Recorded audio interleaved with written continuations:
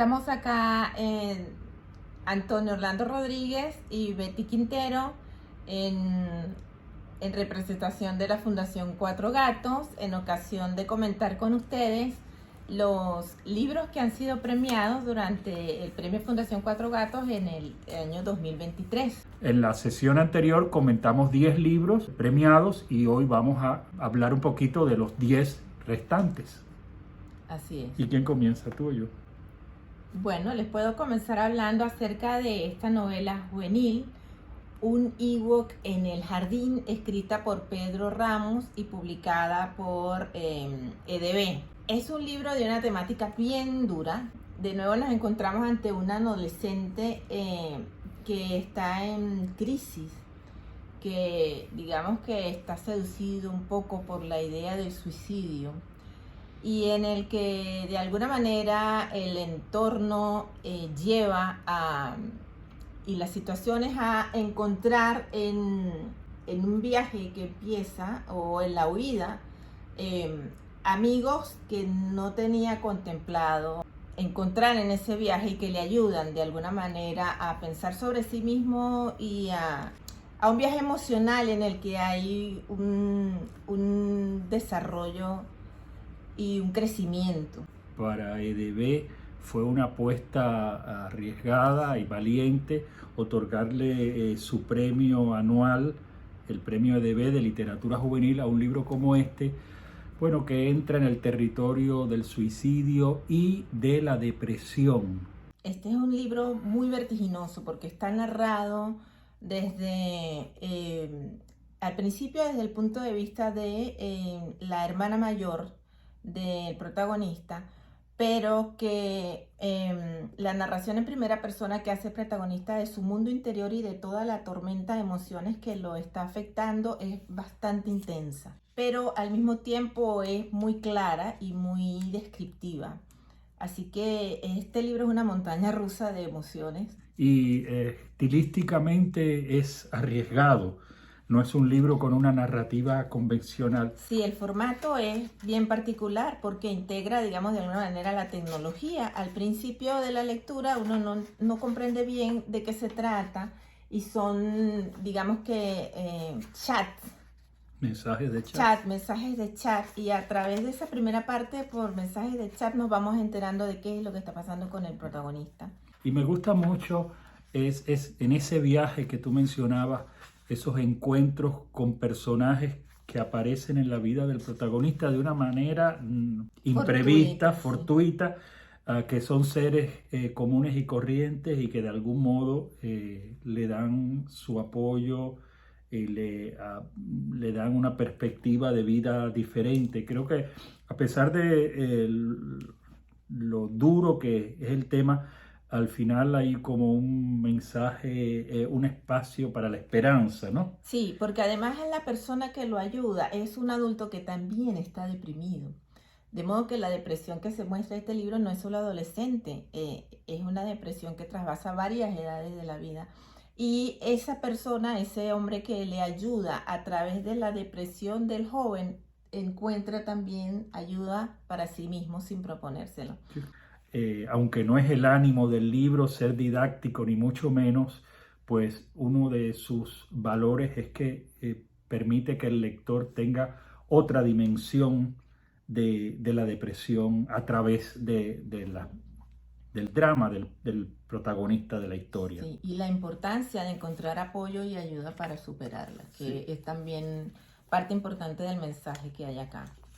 Bueno, otro libro que por el contrario es muy divertido, muy luminoso, es este, Andanzas de un flautista llamado Tristras. Y este libro es del escritor e ilustrador español Iván Barrenechea y está publicado en una edición exquisita por Nórdica. Iván Barrenechea es uno de los autores, yo creo que en más oportunidades ha recibido el premio Fundación Cuatro Gatos. En el año 2014 se premió su libro El verdadero y único rey del bosque. En el año 2018 se premió Benicio y el prodigioso náufrago. Esos dos libros son publicados por A Buen Paso. Bueno, ya a esos dos premios se suma este tercero con esta novela que tiene como protagonista a un flautista que sale a recorrer el mundo y todas las peripecias, aventuras y desventuras que le salen al paso, comenzando por el encuentro con 3 madrinas, cuervos, brujas, que de algún modo van a ir guiándolo en ese recorrido. Es un libro sumamente imaginativo, muy divertido, que nos remite al espacio medieval, pero también hay mucho de picardía, mucho de las historias de esos personajes populares que encuentran muchos problemas en su camino y que los van sorteando todos, a veces con su inteligencia o su picardía, o a veces por puro azar o por una ayuda imprevista. El libro tiene una galería de personajes deliciosa, es un libro lleno de color y bueno, acompañado por las ilustraciones de Iván Barrenechea, que es un maestro, realmente es uno de los grandes ilustradores contemporáneos de España, y en este libro una vez más lo demuestra. Es una novela moderna de caballerías, diría yo, para niños y para jóvenes, que disfrutamos mucho también los adultos. También ya dentro de los libros de poesía tenemos La noche en el bolsillo de Pedro Mañas, ilustrado por Mariana Ruiz Johnson, editado por Calandraca, que es también un libro de mucho humor y muy divertido, donde hay una dinámica de exploración de elementos de la noche en búsqueda de la conciliación del sueño, y de una manera muy jocosa. Allí mezcla elementos de el mar con la noche en unas ilustraciones que conjugan bien el sentido de los versos y que complementa la musicalidad de ellos también dentro de la dinámica del dibujo. Creo que nunca se había dado el caso de que en un mismo año se premiaran 2 libros del mismo escritor, Cierto. Pedro Mañas. Y bueno, en nuestro encuentro pasado hablamos de su libro La noche es un pijama, ilustrado por Guridi y publicado por Libre Albedrío.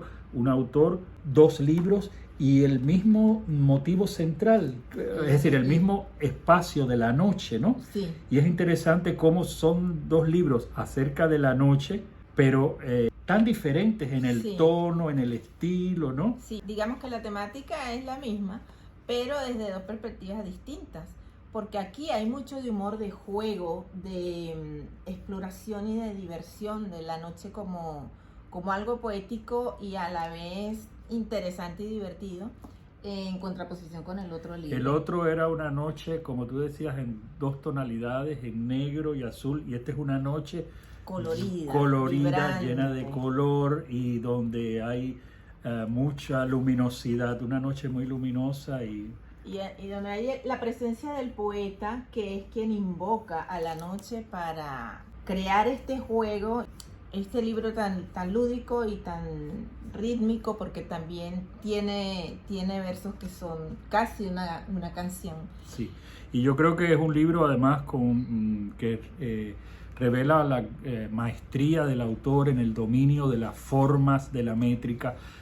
Quienes conozcan algo de métrica castellana creo que lo van a disfrutar doblemente, pero también es una manera de acercar y de iniciar a los pequeños lectores en la riqueza de las formas de la poesía en español, en el manejo del ritmo, de la rima, del ritmo, de las medidas de los versos. Creo que es un libro muy cuidadoso, que sin pretender deslumbrarte intencionalmente, pues de alguna forma sí te deslumbra por ese manejo tan autorizado, tan sólido, formal de la métrica castellana, ¿no? Sí, y con una estructura tan limpia y tan redonda que solo si te pones a estudiarla desde el punto de vista, digamos, académico, encuentras toda esa variedad técnica. Sí.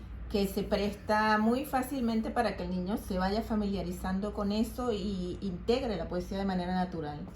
Otro libro de poesía, Tortuga, publicado por 3 tigres tristes en Sevilla, pero escrito por una autora colombiana, Ángela Cuartas, e ilustrado también por un colombiano, Di Pacho. Y este libro ejemplifica una tendencia que este año apreciamos con fuerza, que es el libro, el álbum ilustrado que tiene como base un poema. Es un poema que nos presenta a una niña que evoca con nostalgia, con melancolía, la figura del abuelo que ha perdido y que identifica esa figura del abuelo con las tortugas. Bueno, es un libro con un lenguaje muy depurado, lleno de sugerencias, y el trabajo de Di Pacho, pues, es un ilustrador de un gusto exquisito, de una gran sabiduría en el manejo de la composición, de los colores. Creo que es un libro muy inteligente, muy bien diseñado y que puede tocar la sensibilidad de lectores de un amplio espectro de edades. Otro libro también de poesía que tiene aristas en común con ese es Llévame, que es un libro escrito por Mercedes Calvo, ilustrado por Yolanda Mosquera y publicado por la editorial Amanuense. También tiene en común, digamos, la familia, porque en este caso es una niña y su abuela, una abuela que no está presente, que ha perdido, pero que a través del mundo de los sueños, en una atmósfera bastante onírica, va al encuentro de su abuela. Es un libro, digamos, en el que también no es posible entenderlo sin complementarlo con las imágenes, porque se sostiene de forma bastante sólida imagen y texto. Y a pesar de que hay mucho de geometría y de figuras abstractas, de alguna manera el poema también toca la emocionalidad del lector en esa búsqueda del amor de un familiar, de una abuela en este caso, y el mundo de los sueños como ese lugar de encuentro con los seres queridos que se han perdido. Hay un viaje a través de un mar muy particular que está lleno de criaturas extrañas, pero también que remiten a las emociones que se transitan en la infancia y que la llevan finalmente a tocar de lejos esa figura de la abuela que está en otra parte, en otras tierras, y que este viaje a través del mundo de los sueños y de elementos del mar y de la naturaleza, que también es un mundo misterioso e inexplorado, el mar y todo lo que encierra, el vehículo para llegar hasta allí. Algo que me llamó mucho la atención de ese libro, Betty, es cómo nos propone un largo poema narrativo en prosa poética, pero que a la larga es un viaje, ¿no? Es un viaje y se va sustentando como en escalones emocionales a través de los objetos y las situaciones que se plantean a lo largo de ese viaje. Bueno, esta es una novela publicada por Lo que leo, Santillana, Argentina, de Ángeles Durini, con ilustraciones de Anabel Fernández Rey. Se titula Adiós, Chester Binder, una narración en verso libre que recrea las emociones, los sentimientos de una niña que comienza a asistir a un curso en una escuela. Lo singular es que ese espacio donde funciona la escuela fue anteriormente su casa, la casa de su familia. Y es interesante para el personaje ver cómo los espacios siguen siendo los mismos, pero a la vez han adquirido otra dimensión, ¿no? Es un libro de reconocimiento lleno de sutilezas que logra un diálogo, un contrapunteo muy interesante entre el mundo interior de la protagonista y el mundo exterior que la rodea. Y bueno, en el que aparece el elemento tan frecuente en la infancia del amigo imaginario. En este caso es Chester Binder, que la acompaña en esta experiencia, en este redescubrimiento. Tiene una escritura muy delicada. Sí. Y hay cosas que se vislumbran de forma muy sutil, pero muy evidente también al mismo tiempo. Y creo que las ilustraciones tienen que ver mucho con eso que tú dices, con la sutileza, con hacer apuntes al lector sobre los espacios. Creo que es un trabajo de ilustración que logra una gran correspondencia con el texto, ¿no? Una gran armonía. Sí, y que habla definitivamente del crecimiento emocional y de cómo de la infancia a principios de la adolescencia se transitan espacios físicos y emocionales que se resignifican con el crecimiento. Y otro libro que también se arriesga por una apuesta distinta es este libro de la costura, escrito e ilustrado por Isol, publicado por el Fondo de Cultura Económica, que es un libro bastante peculiar. En principio porque la parte gráfica está, digamos, en el fondo de una ilustración fotográfica basada en textiles. Además con una temática bien interesante porque aborda los miedos de alguna manera y empieza con una niña a la que se le pierden las cosas y por más que le dice a su mamá que las cosas perdidas van a otro lado, que ya no sabe a dónde se van y la mamá no le cree, empieza entonces la búsqueda de esta niña temeraria para tratar de ver dónde se van las cosas perdidas y quién se las lleva, y a ella le echan la culpa y lógicamente ella quiere reivindicar su...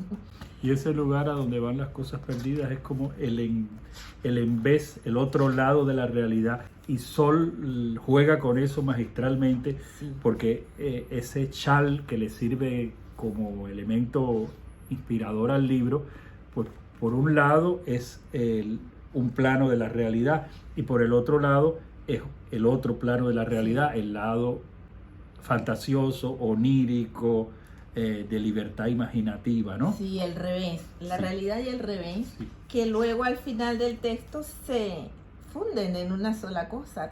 Las dos son distintos planos de la misma realidad. Realmente es un acierto del Fondo de Cultura Económico de Argentina la publicación de este libro, y yo creo que dentro de la obra de Isol es un libro que denota una mayor complejidad, una mayor ambición.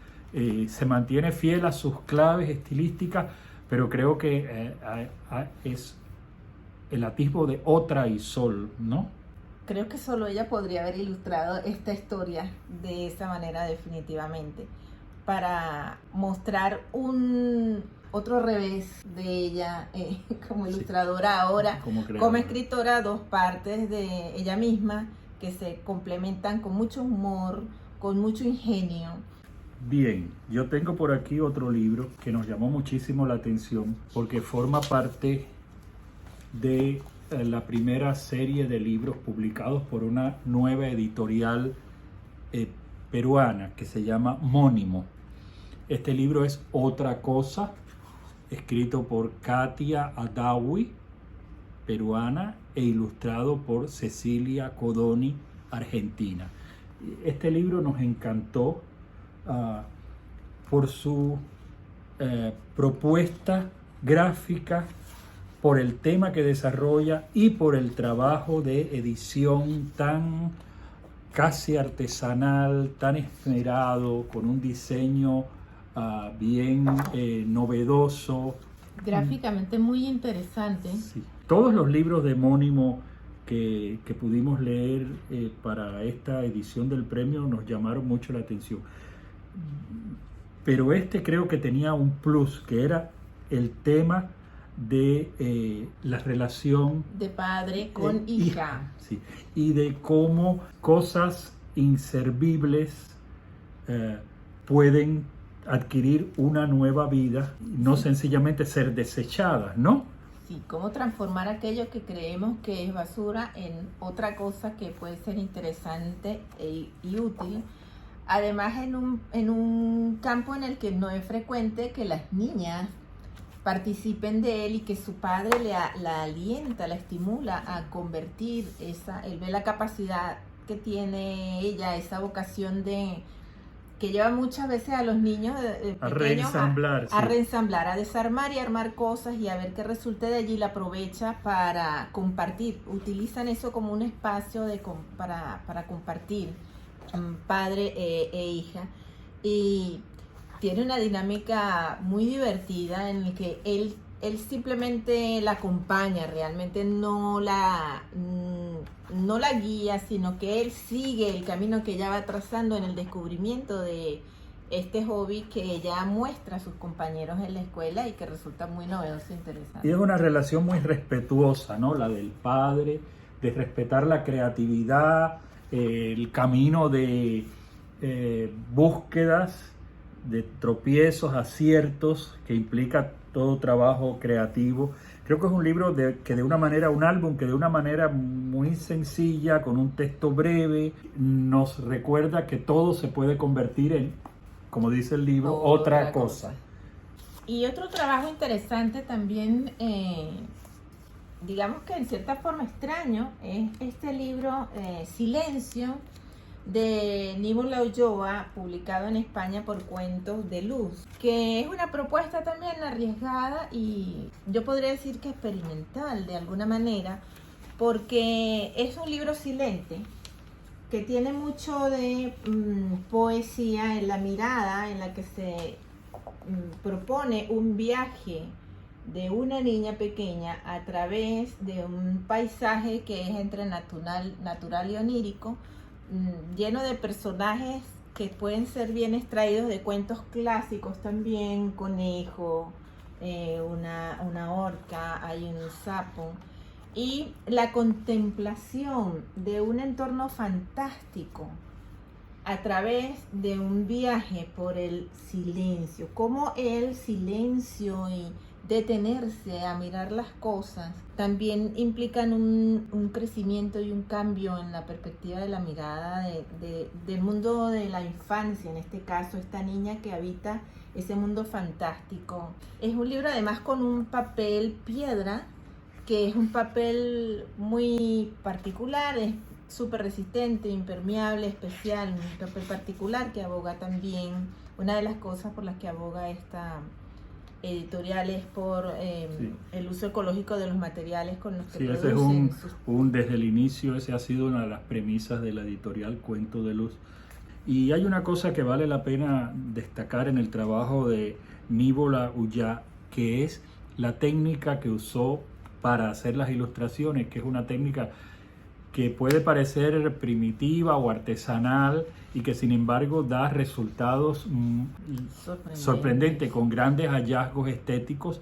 Ella dibujó, recortó las figuras, las colocó en una cámara de luz muy artesanal y retrató las imágenes, y eso le da una profundidad, unas texturas, un trabajo muy poético que de otra manera posiblemente lo hubiera alcanzado por otros caminos, pero el libro no sería tan sorprendente. Sí, aquí se ve, hay ilustraciones donde es evidente que hay una superposición de imágenes en los que ella logra la perspectiva y la profundidad es con la cámara, tomando el escenario que ha construido en una cámara de luz y moviendo los personajes como estas muñequitas de papel con las que crecimos algunas de nosotras. Es bien interesante esa técnica mixta que ella ha usado allí, elementos mediáticos como la cámara y también lo tan básico como una ilustración sobre papel. Hay algo que tú escribiste sobre este libro cuando lo leíste la primera vez, que tú dices que es como una Alicia entrando en el país de las maravillas, sí, del silencio. Y el libro yo creo que le da mucha relevancia, mucho valor a eso que se ha perdido tanto en el mundo contemporáneo, que es el silencio, que es como una condición quizás que propicia visitar nuestro mundo interior. El viaje interior empieza por el silencio, y en ese silencio es posible encontrar las maravillas escondidas que hay en ese mundo interior. Sin embargo, como es un libro silente con mucho de poesía, cada lector puede encontrar una visión propia de lo que proyecta. Pero en esencia es eso, como en el silencio encontramos una gran riqueza de imágenes y descubrimos cosas fantásticas que no habíamos explorado antes. Y hablando de los libros silentes, bueno, dentro del conjunto de libros que consideramos como parte de la muestra, había una notable presencia de libros silentes. De hecho, entre los premiados hay 2 libros sin palabras. Un libro de la selva de Fernando Vázquez y este Silencio de Nivo Laullá, y dos libros totalmente distintos, con intenciones, apuestas estéticas diferentes, pero con una gran calidad y una gran riqueza de lecturas, ¿no? Sí, y digamos que a pesar de que no tienen textos, tienen un gran valor literario en el sentido de la historia que narran gráficamente, que sí es una historia completa y redonda. Hay una narración, en este caso onírico-lírica, y en el caso del libro de la selva también es un viaje místico, digámoslo así. Bueno, entonces terminamos este recuento con Vida de un lápiz, que es un libro de gran formato, publicado por Limonero en Argentina y creado por dos artistas argentinos también, Nicolás Schuff y Martina Trash. Como lo adelanta su título, es el recorrido vital de un lápiz desde que nace en un bosque de Canadá, se convierte, la industria lo convierte en lápiz y va pasando de mano en mano por distintos dueños que lo usan para escribir en distintos contextos, para dibujar. Como ven, es un libro con una gran audacia en la composición de las imágenes, con un uso muy comedido del color, donde a veces solamente hay un pequeño detalle de color, y que nos hace ese recorrido del lápiz, que se convierte a la larga como en un gran homenaje a la escritura, a la expresión plástica, a la creatividad y al testimonio que dejamos todos cuando escribimos o cuando dibujamos, lo mismo en una cárcel o lo mismo en una escuela, es decir, en cualquier contexto, ¿no? Sí, metafóricamente también de alguna manera toca el arte y la diversidad de su expresión, porque hay personajes muy distintos entre sí que transitan por momentos puntuales dentro de su propia existencia en el momento en que el lápiz los toca. Y el arte, el lápiz es, digamos, ese elemento significativo o artístico que los ayuda a pasar a otra cosa, y él luego pasa a otra mano. De alguna manera sanan un poco o se expresan lo que son gracias al lápiz como expresión de sí mismo en el arte. Y ese viaje de esa biografía del lápiz que comenzó en un bosque de Canadá, cuando ese lápiz todavía formaba parte de un árbol, concluye cuando ese lápiz ya reducido llega a manos de un hombre con anteojos que está en un bar escribiendo esta historia y con un personaje con el que el autor se está identificando, ¿no? Y termina diciendo: tal vez un día yo también me olvide el lápiz o lo deje en algún lado, por ejemplo, aquí en el bar.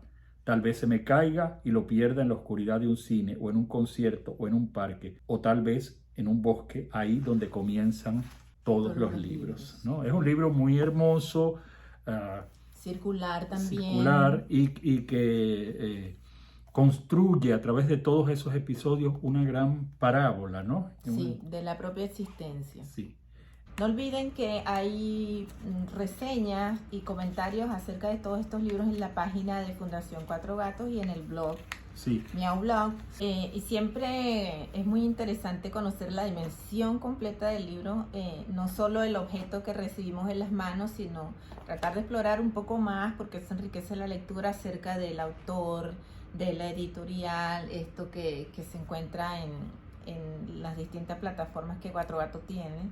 Y hace el viaje de lectura mucho más interesante y rico.